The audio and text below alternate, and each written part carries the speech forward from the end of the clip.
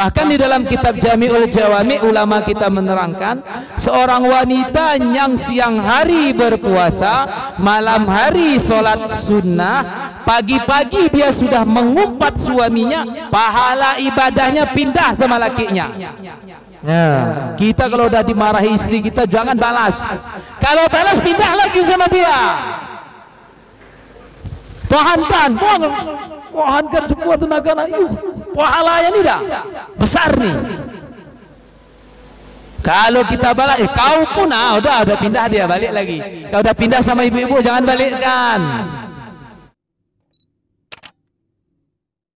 Subhana malikal ma'bud, subhana malikal mawjud, subhana malikal hayyul ladzi la yanamu wa la yamutu wa la yafutu abada.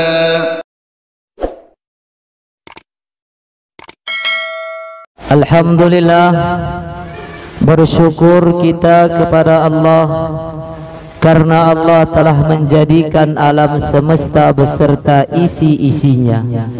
Kemudian Allah Subhanahu wa ta'ala mengutus baginda Rasulullah sallallahu alaihi wasallam sebagai rahmat untuk sekalian alam.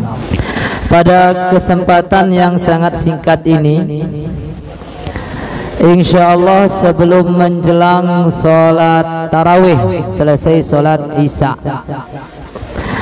kami ingin mengambil materinya dari kitab Ihya Ulumuddin dan sudah diterjemahkan oleh ulama kita, yaitu Syekh Abdus Somad Al-Palembangi pada kitab beliau Sirus Salikin, yaitu mengenai tingkatan orang yang berpuasa.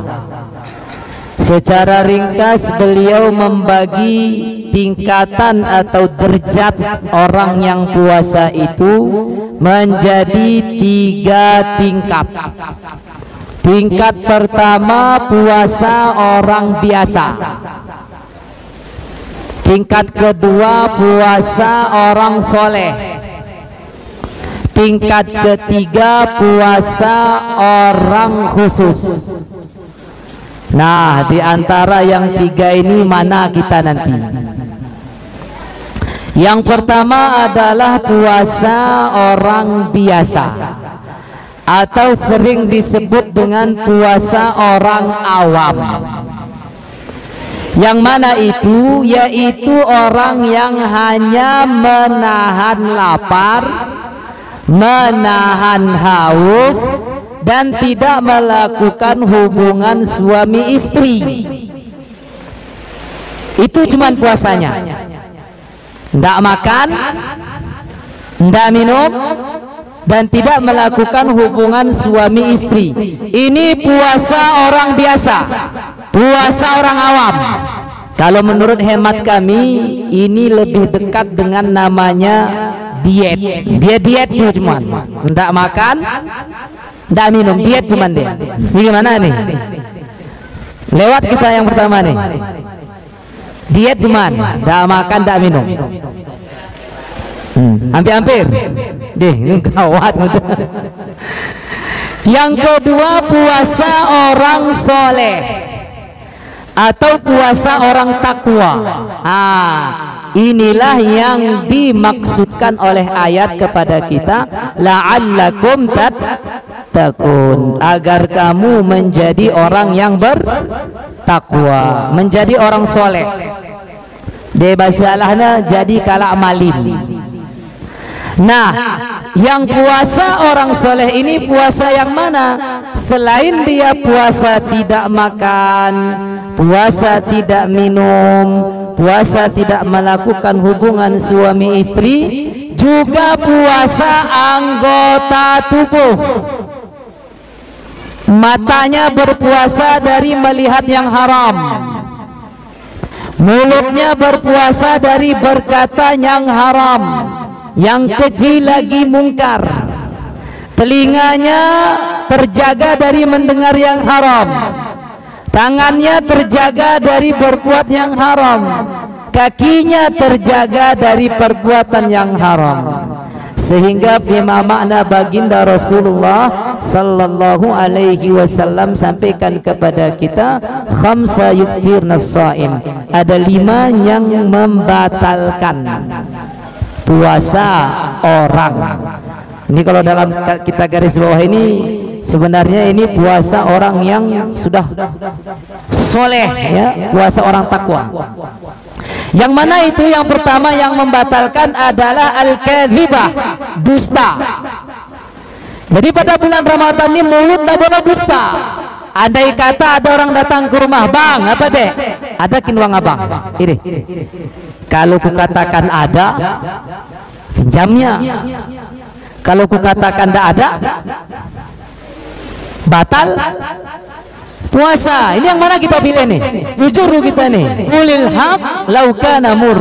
Katakan yang benar walaupun pahit. Bang, ada uang abang? Ada. Apa kindek? Ku pinjam lo, ndak ku kasih. Kan pahit kan?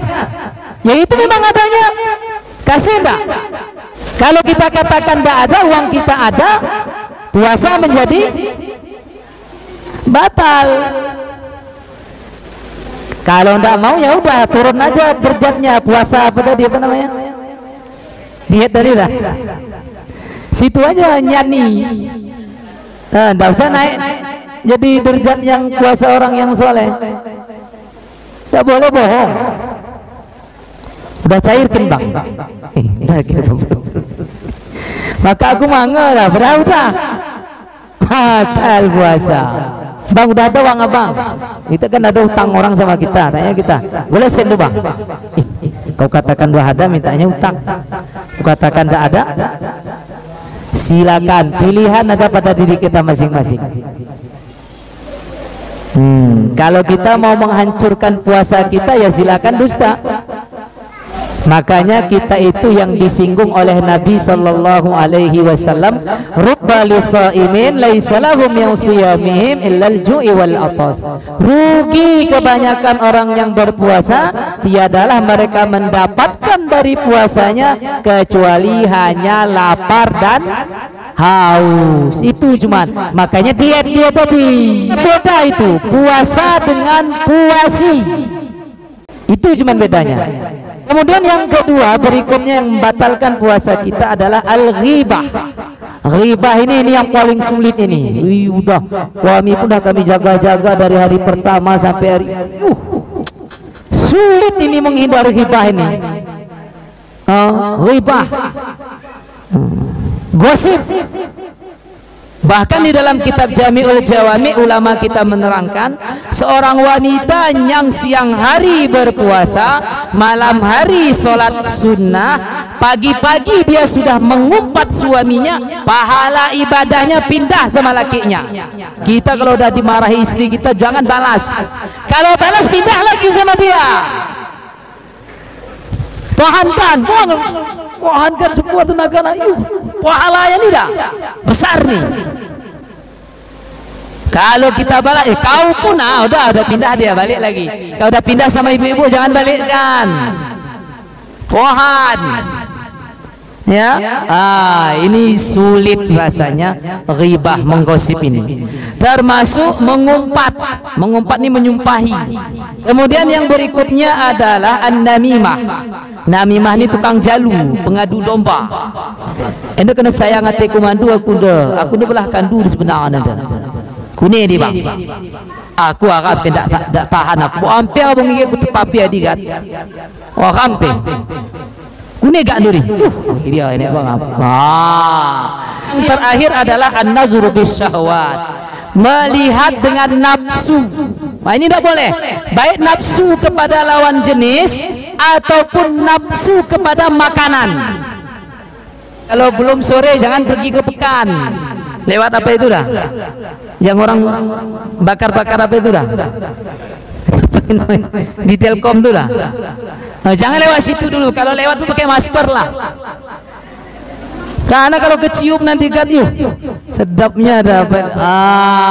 Itu bisa mengurangi pahala puasa. Dan yang terakhir adalah kami mohon kepada kaum bapak dan kaum ibu, selama bulan Ramadan ini di rumah pun kalau bisa tutup aurat sempurnalah. Jangan pakai baju-baju yang kurang di hadapan suami.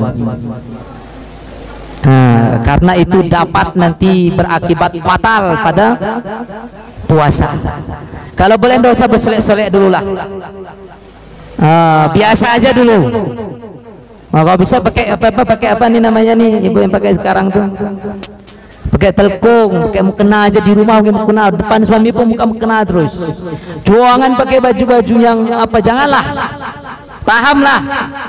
Nah, sulit kita menjelaskan nih karena sini banyak orang belum besar. Nanti yang mau lebih apa nanti konsen boleh apa nanti konsultasi syariah. Hati-hati. Dan yang terakhir pesan kami kepada kaum ibu untuk tidak memakai gincu pergi ke salat tarawih. Karena kalau ibu pakai gincu begitu batal wudu, gincunya harus ibu hapus sama celaknya nih. Baru ambil wudu. Habis itu baru begincu lagi, bawa di kamar mandi itu gincu sama kaca lagi situ. Kalau ndak mau susah ndak usah. Karena bisa jadi nanti air wudunya tidak masuk. Ini hal sepele tetapi dapat berakibat fatal bagi ibadah kita.